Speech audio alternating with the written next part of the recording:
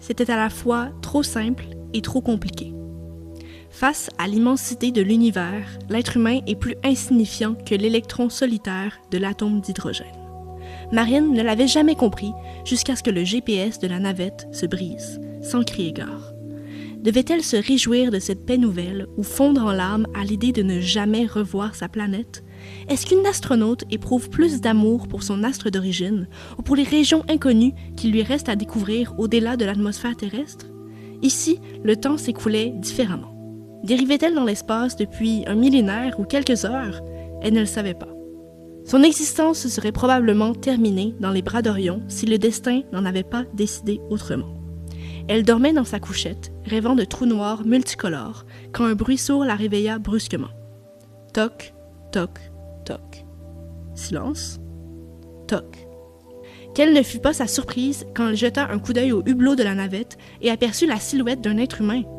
Quoique, humain n'était peut-être pas le bon terme pour décrire ce que Marine, ébahie, fixait.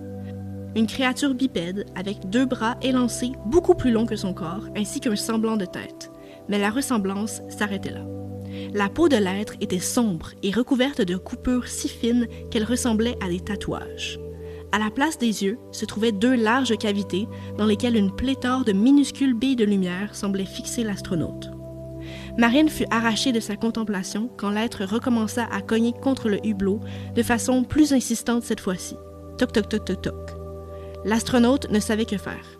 Aucun manuel d'instruction ne mentionnait la procédure à suivre quand un extraterrestre demande poliment à rentrer dans votre navette, car c'était bien ce que la créature voulait, n'est-ce pas? Après quelques minutes d'hésitation, Marine enfila sa combinaison spatiale et ouvrit le sas du vaisseau. Qu'avait-elle à perdre de toute façon? Aussitôt, l'être s'effondra à l'intérieur de l'engin spatial et poussa un cri strident et plaintif que n'importe qui pourrait associer à la douleur, qu'on vienne de Saint-Léonard, de Hong Kong ou du fin fond de la Voie lactée. Marine ne savait que faire. Elle s'approcha un peu de la masse recroquevillée et aperçut, avec ahurissement, au niveau de l'abdomen de la créature, une rondeur qui semblait se déplacer. Oui, le renflement bougeait vers le haut du corps de l'extraterrestre qui geignait de plus en plus fort.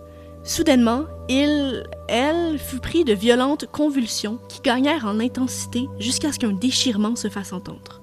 Marine sursauta et se précipita, les bras tendus, vers la forme blottie sur le plancher, juste à temps pour rattraper une petite chose glissante.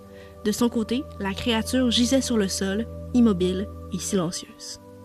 Dans l'embrasure du hublot, on pouvait apercevoir une femme en tenue d'astronaute berçant un petit corps serré contre sa poitrine. Elle lui chantonnait doucement une comptine qui endort les enfants de la terre et d'ailleurs.